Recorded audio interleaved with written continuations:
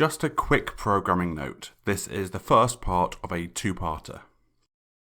Welcome to the TheMediaWard podcast. The year is 1968.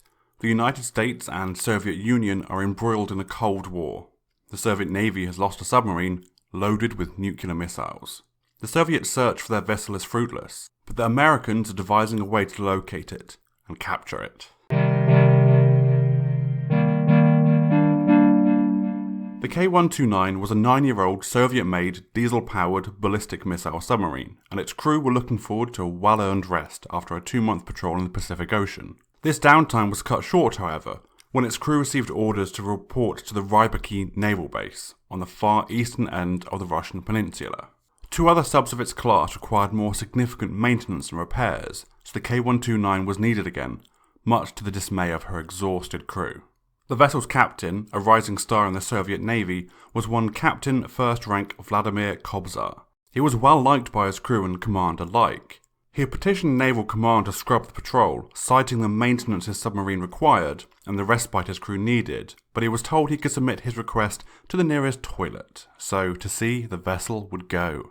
The patrol would take the vessel to a section of ocean northeast of Hawaii, where the US mainland would be well within the range of the submarine's arsenal of 3 SS-N5 missiles, each carrying a nuclear warhead with a yield of 1 megaton, 65 times more powerful than the atomic bomb that leveled Nagasaki. The Gulf class of ballistic missile submarines, amongst which the K129 was counted, made up one important component of the Soviet nuclear arsenal.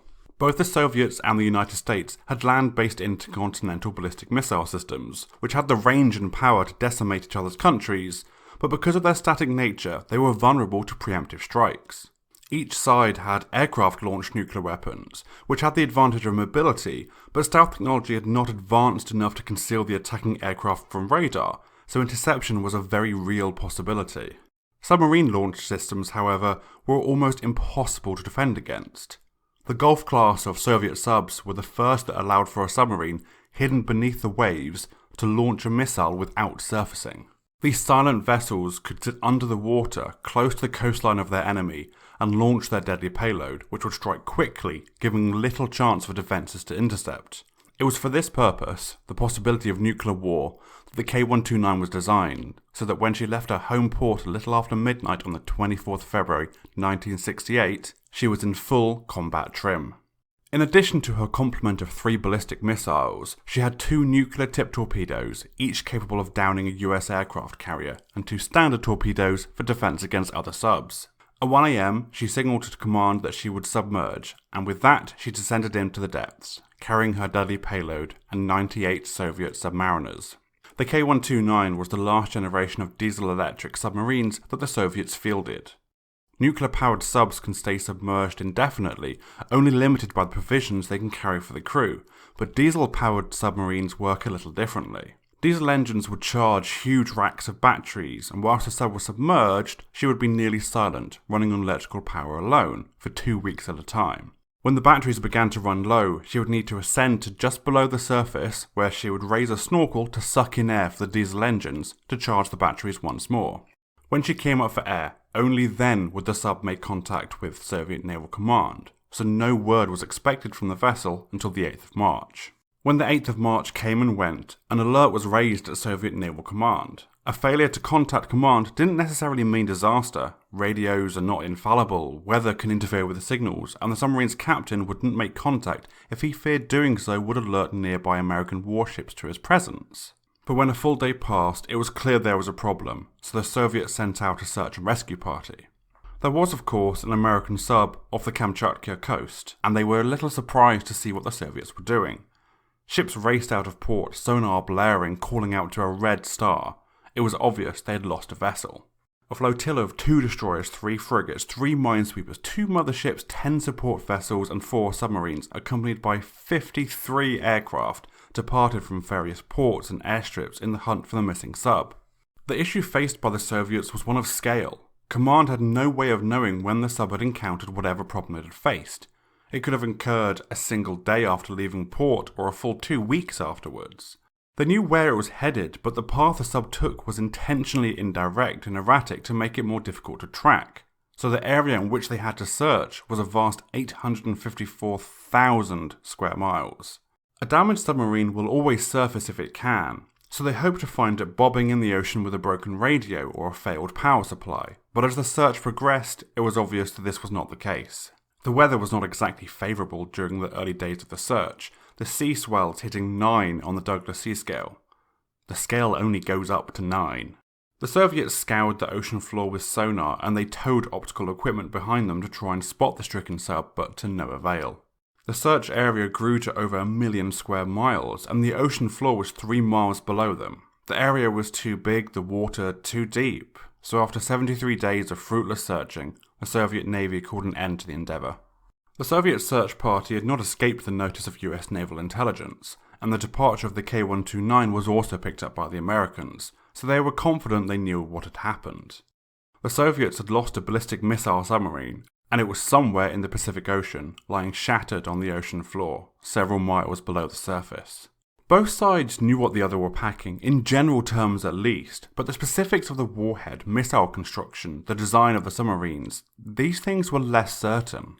If the Americans could get a hold of the sub, recovering its weapon systems, code books, and doctrinal manuals, it would be the greatest intelligence haul of the Cold War. But if the Soviets couldn't find their own sub, how on earth would the Americans? Starting in the 1950s, the US Navy had started anchoring hydrophones to the ocean floor. These were essentially underwater microphones, and they were designed to listen out for the telltale sounds of enemy submarines. Different classes of submarines sound a little different, and even subs of the same design would have minuscule differences, so their sonic signature was unique, and as they passed near the Navy's vast array of hydrophones, they would be detected. They hoped that this network would have picked up the missing submarine and given the Navy a clue as to where it had ended up, as a sinking sub makes a lot of noise. When a submarine sinks, it is almost always accompanied by either an explosion or an implosion. Either the sub will have something on board explode, punching holes in the vessel, water rushes in, and it sinks. Or the sub will sink for another reason, and as it descends into the depths, the immense pressure of the water crushes the submarine, causing a violent implosion. The analysts went through the data for the 2-week period that the sub might have sunk in and found nothing. But the Americans had one more trick up their sleeves. The US Air Force maintained a network of seismographs to monitor Soviet nuclear testing. The blast of a nuclear weapon creates vibrations in the ground that travel outwards from the epicenter. These vibrations can be picked up and analysed. The Soviets began transitioning from underground testing to underwater testing in the late 50s, so the Air Force began building their own network of hydrophones and linking it with the Navy's arrays. They were, however, tuned to listen to different kinds of sounds. The naval subdetection arrays were tuned to pick up the long, continuous sounds of passing submarines. The Air Force arrays were tuned to pick up the short and violent sounds of nuclear explosions. The technicians in charge of the system went back over the data to see if any sign of the errant sub had been detected. It had. On March 11th, a number of hydrophones recorded a short pulse of sound at 30 seconds after midnight, and another pulse 6 minutes later. The signal was strongest at a hydrophone off the coast of the Alaskan Aleutian Islands, and a weaker signal had been picked up by a few others. Analysts were able to compare the signals, and specifically the time difference between each hydrophone, and triangulate the source back to its origin. The Soviet sub was around 1,560 miles northwest of Hawaii, and the triangulation method had yielded an apparent accuracy of about 5 miles. The Americans were confident they had found it, but they needed to know what state the sub was in, and to pinpoint its exact location before they could even dream of making a play for it. On July 15th, 4 months after the K129 was lost, the Uss Halibut slipped from her berth at Pearl Harbor, headed for the wreck site. The Halibut was a nuclear-powered submarine, converted from a missile platform to a special operations vessel, outfitted with a host of data-gathering equipment, from improved sonar systems to a special reconnaissance platform loaded with cameras and other gear that could be lowered from the bottom of the vessel on literal miles of cabling to photograph the floor below. Upon arrival at the wreck site, the Halibut began a methodical search of the 5-mile area. It would lower its reconnaissance platform, known as the Fish, 3 miles to the ocean floor, where the platform would hang a few tens of feet above it, photographing as it went. They would then reel the fish in, extract the photographic film from it, and send it back down, taking the all-important negatives to the onboard photographic lab. The photo lab tech, one Billy Joe Price, wasn't clear to know what the Halibut was searching for, and the same went for the vast majority of the crew. He was only told that he would know it when he saw it. As the search began, submariners would marvel at these photos of alien-looking fish and peculiar-looking creatures from the deep, and exchange them between themselves. It was the first glimpse of this foreign world, and the pictures weren't classified, so the submariners excitedly picked the stacks of images that Price had left out for them. But after 7 weeks, even the most extraordinary of deep-sea creatures became uninteresting to the crew, and the sub turned back to harbour with nothing to show for its efforts. After a hasty resupply, they sailed back out, for more of the same. Lower the fish, guide it over the seabed at a snail's pace, reel it back in, process the photos, lower it again, raise it again, all with nothing to show for it. That is, until week 4 of the second mission. Price was processing the latest batch of images when something caught his eye: the conning tower of a Soviet submarine. He hurried to process the rest of the images. It was clearly a Soviet missile sub. It had broken into 2 pieces, with the larger fore section of the sub tilted over onto its side, with numerous tears and punctures to its hull. The Americans had found the K129. Now how on earth can they get their hands on it? The CIA and the Navy had a lot of incredibly smart people at their disposal, so they set them the task of working out how to retrieve the sub, and the vast wealth of information that it would contain. They came up with countless ideas, which could be broadly categorized into one of 3 methods. The buoyancy ballast trading methods involved ferrying buoyant material down to the bottom by sinking it on rigs with excess ballast attached. Upon reaching the bottom, the buoyant material would be attached to the sub, the ballast would be discarded, and little by little the sub would become more and more buoyant, before floating back to the surface. Another buoyancy method was based on an at-depth generation of buoyancy, a system of ferrying cryogenic gases to the bottom of the ocean, or generating gas by electrolysis, using electricity to break the surrounding seawater into its constituent gaseous elements, was also considered. Then there were the brute force methods, involved directly lifting the sub from the ocean floor. One such method was using gigantic floating winches that would raise the sub using miles of wire cabling. All of the methods were ruled out, one by one, until one method was left. It would be a brute force method, using a capture vehicle suspended by a pipe string. The pipe string would consist of 590 metal pipes, each pair measuring 30 feet in length. They would lower the pipe string, constructing it as it descended, and use a giant claw suspended on the end of it to grab the sub and pull it back up out of the ocean into the belly of a waiting ship. But that was easier said than done, as the CIA described it. Imagine standing atop the Empire State Building with an 8-foot wide grappling hook on a 1-inch diameter steel rope. Your task is to lower the hook to the street below, snag a compact car full of gold, and lift the car back to the top of the building. On top of that, the job has to be done without anyone noticing. The project was to be called Azorian, and if the Americans were to pull it off, then obviously help was sorely needed. The LA-based private company, Global Marine, had only been around for 19 years at this point, but it had already positioned itself as the leader in the emerging market of deep ocean mining. They had recently demonstrated their considerable expertise with the Glomar Challenger, which had drilled a hole in the seafloor, withdrew the drill bit from the depths, and then placed a new drill bit in the same hole.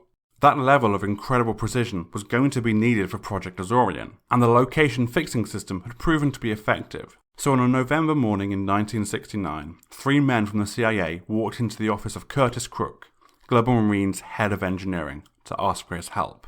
The CIA managed to bring Global Marine on side, but building the ship and recovering the sub was only half the challenge. Crucially, they had to carry out their project in secret. If the Soviets discovered the plan, the Cold War that the 2 countries were embroiled in could intensify rather quickly. Because of this, security was paramount. Everything was compartmentalized and on a need-to-know basis. You were only told enough about the mission to fulfill your specific role within it, no more. The CIA faced a problem, however. Even with the best security practices in the world, you can't hide the construction of, or the movements of, a very large ship. You might be able to maintain a degree of secrecy if you disguise it as a warship, but if you then park it on one spot in international waters for weeks on end, it's going to arouse suspicion. The only way to do it was to hide in plain sight, and that was part of the reasoning behind hiring Global Marine. They had experience in designing ships that, in the course of drilling into the sea floor, would have a very plausible reason for sitting in the middle of the ocean for weeks at a time. The CIA had come up with a decent cover story for the recovery effort, that of deep-sea mining of manganese nodules. The ocean floor is littered with nodules that look a little like rocks, and are made up of iron and manganese hydroxides. The plan was to masquerade as an experimental mining ship, harvesting these nodules, a pioneering effort which had previously been considered economically unviable. This cover story would allow them to remain stationed in one spot in the ocean for weeks at a time without raising suspicion, with the added benefit of justifying a degree of secrecy around the vessel. If you're working on a prototype mining machine that could net you billions of dollars, you can be forgiven for being a little secretive. They also needed a fake customer, a customer that, to the outside world, would be the one hiring Global Marine to design them a boat, to pay for its construction, and to pay for its operation. The fake customer needed to be an incredibly wealthy American with a history of making risky investments in brand new markets. That man was Howard Hughes. Hughes was an eccentric billionaire, involved in aviation, real estate, the film industry, hospitality, and many other sectors. In other words, he fit the bill perfectly. He had the money, he was well known to take big risks in emerging industries, and the icing on the cake was his reclusiveness. By the time Azorian was taking shape, Howard Hughes had become a shut-in, and the tabloid newspapers would often run ludicrous and wildly inaccurate stories about the secretive billionaire, meaning any leaked details about Azorian might be dismissed as just another tabloid gossip article. To further cement the cover story, a small mining machine was actually created and used in conjunction with another of Global Marine's ships. As it was pointed out, if you're going to be pretending to mine nodules, you'd better actually do it. We'll be right back after a quick word from our sponsors. The incredible story of the K129 and its recovery has been detailed in Joss Dean's book, The Taking of K129. If you're enjoying this episode, you will undoubtedly enjoy the book. It's expertly researched and written and goes into vastly more detail than is possible in this episode, so it's well worth the read. If you want to purchase a copy, might I suggest buying it from bookshop.org. Bookshop.org is an online bookstore that helps to support your local bookshops. They give away 75% of their profits to publishers, authors, and your corner bookstore. So if you're living in the United States or the United Kingdom, you can enjoy the convenience of ordering a book online while still supporting your all-important local booksellers. If you want to help out the podcast, you can purchase a copy of the K129 via my referral link, which you can find in the show notes, or go to bookshop.org/shop/TheMediaWard. Right, back to the show. The images that the Uss Halibut had taken had informed the design of the ship, and had shown that the whole endeavour might just be possible. But as the engineers continued to work on the practicalities of the venture, they realised they needed to know the precise orientation of the sub, the slope of the ocean floor on which it was sitting, and the composition of that ocean floor. The latter was of great importance. The sub could be sitting on what amounted to pure rock, or it could be on an incredibly sticky silt surface that would hold on to the sub, requiring more force to break it free. Global Marine offered the use of the Glomar II, a drilling barge that had recently finished working in Alaska.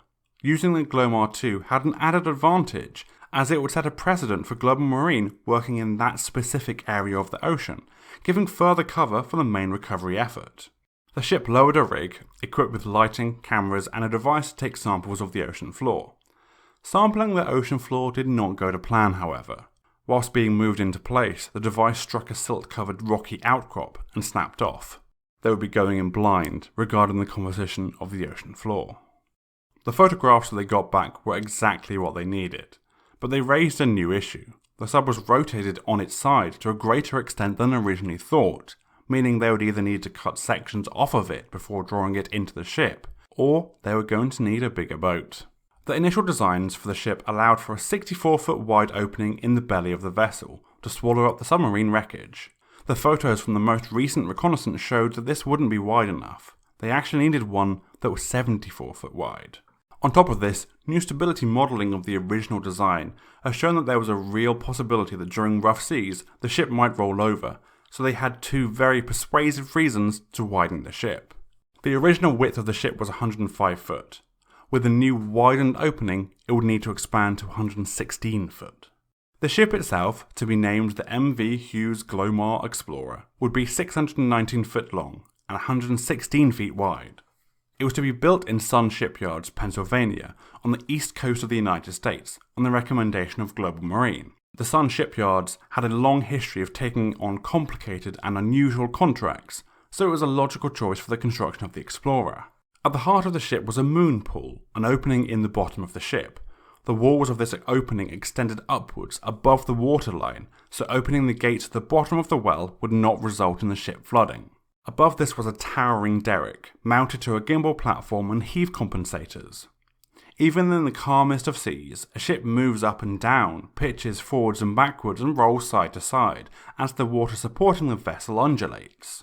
But when you are hauling thousands of tons of Soviet sub on a 3-mile-long pipe string, even the slightest flexing or movement could result in disaster, so the heavy lift system and the derrick it was mounted to needed to be protected from the movement of the ship. The heave compensating system moved the heavy lift system up and down to directly counter the rising and falling of the ship, and the gimbal system would pitch the platform forwards and backwards and roll it left and right to counteract those movements from the ship.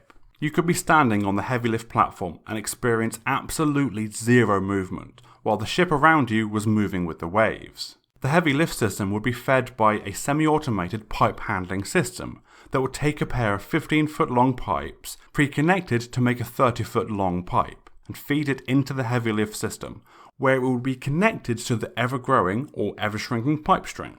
The ship would also have an automatic station keeping system. This used data from an early form of GPS and beacons positioned on the ocean floor to keep the ship stationary, utilising thrusters on each corner of the ship.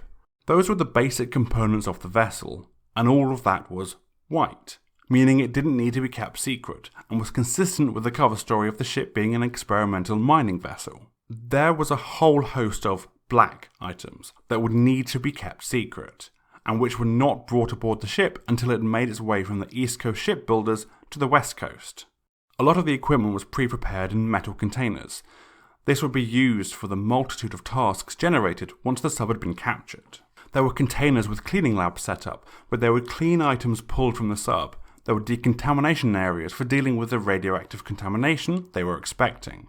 There were paper processing and drying rooms, dark rooms for photographic development, waste handling rooms, packing rooms for preparing interesting items to be sent on for further study. The ship had specialist covert communication systems on board as well, although these would only be used as a last resort. All standard communication would be sent over open commercial channels, although they would often embed more sensitive information in coded messages. All of this equipment would need to be kept secret and away from prying eyes, as it had no legitimate business being aboard a mining vessel. The ship might have been the focal point of the construction, but it wasn't the only part of the overall plan. It was but one part of a trio. The second part of the equation was the Hughes mining barge, known as HMB-1. This barge was truly massive, 324 foot long, 106 foot wide, and aside from being able to contain several basketball courts, it had another surprising adaptation. You could submerge the thing. The barge had a number of ballast tanks that it could fill with seawater. It would then sink below the waves. When you wanted to raise it again, the ballast tanks would be pumped empty, and it would rise back out of the surf. The barge was constructed at the National Steel and Shipbuilding Company in San Diego. They specialised in building ships for the Navy, and it was the only new construction shipbuilder on the West Coast, so the choice was a simple one. The barge was required to build the capture vehicle, the giant claw that would sit on the end of the pipe string and latch onto the submarine. Whilst the ship and the barge itself could stand up to public scrutiny, the capture vehicle could not, and due to the tight time constraints, the barge needed to be the first thing built, as the capture vehicle could not be started until the barge had been finished. The capture vehicle would be constructed inside of the barge, out of sight. The project secrecy was justified here, because it's perfectly reasonable to want to build a prototype seafloor mining device behind closed doors. The capture vehicle, dubbed Clementine, was basically a gigantic claw. Think of it like a claw-style hair clip, with 2 rows of fingers that would clump inwards, surrounding the sunken submarine. The chosen manufacturer was Lockheed, chosen for their experience in both ocean systems and their experience in running black operations, such as the construction of the U-2 and A-12 spy planes. Clementine had to be treated in a completely different manner to the other parts of the plan. To the outside world, this was an experimental mining device, but one look at the thing would reveal its true purpose: to pick up some kind of very heavy, long, circular item.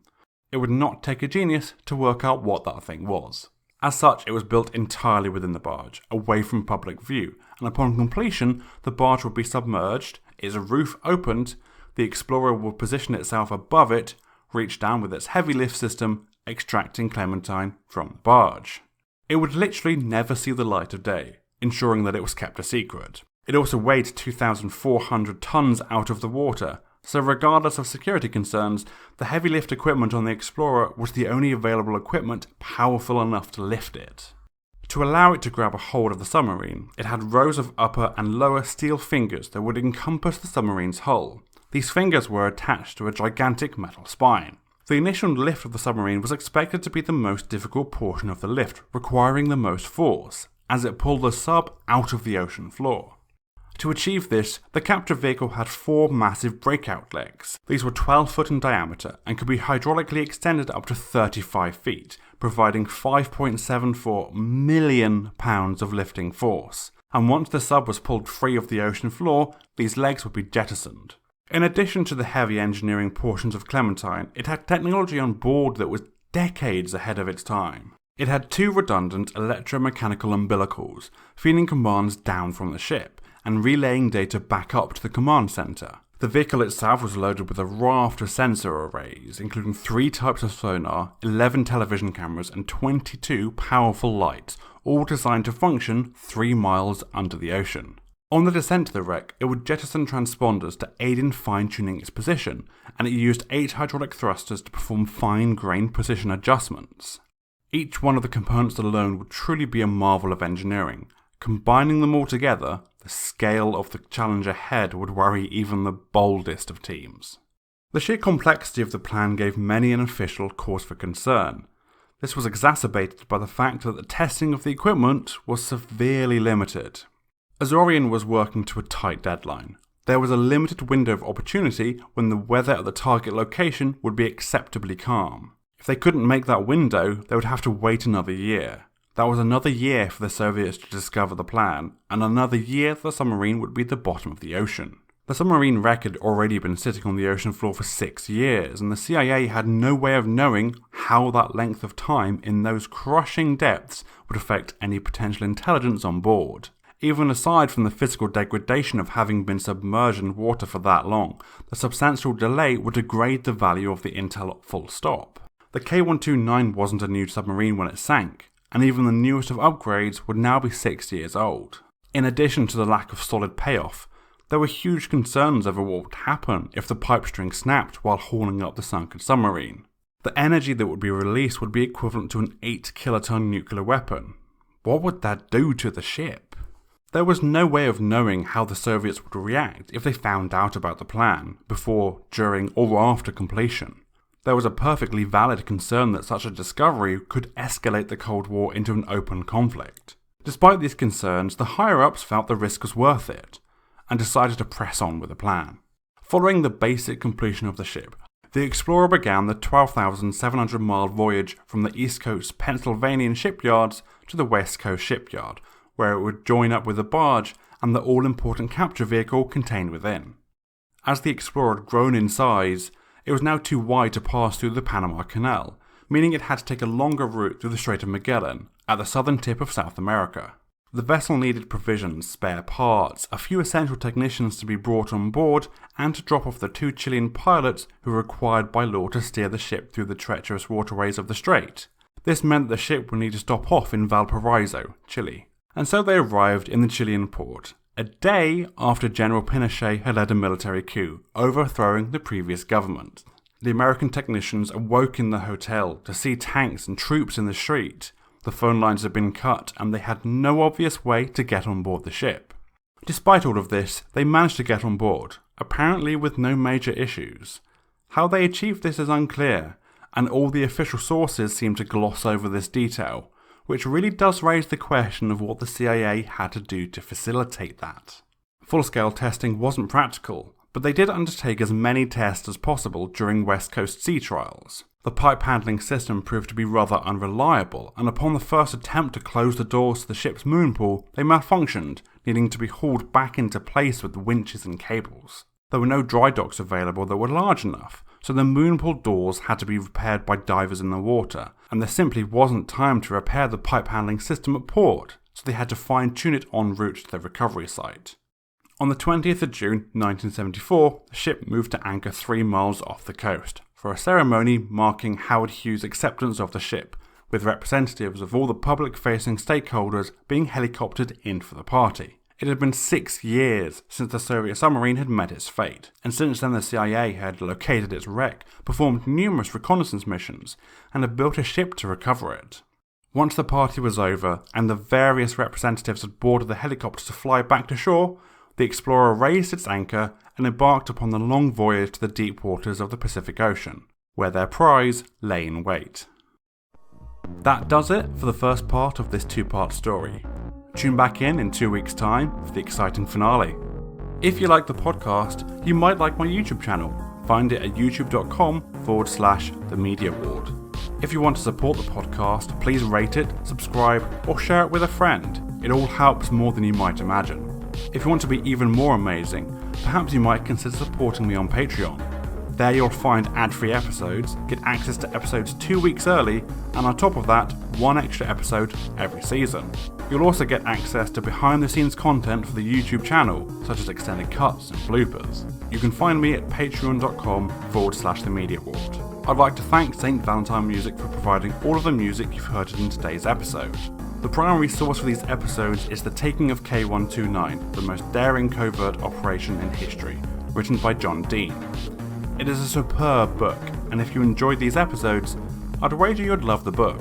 For a full list of my sources, please visit the website at themediaward.co.uk. And one last thing. During construction of the barge, the team received word that President Nixon was scheduled to make an announcement at the very shipyard the barge was being constructed at, with just 24 hours notice. This was obviously a major cause for concern, but nothing could be done about it. So the very next day, Nixon stood in front of 2,000 union workers and members of the press to announce a $54 million contract for 3 new tankers destined for the Merchant Navy, all with the half-built barge plain to see in the background. We can only imagine how nerve-wracking that must have been for the project's management.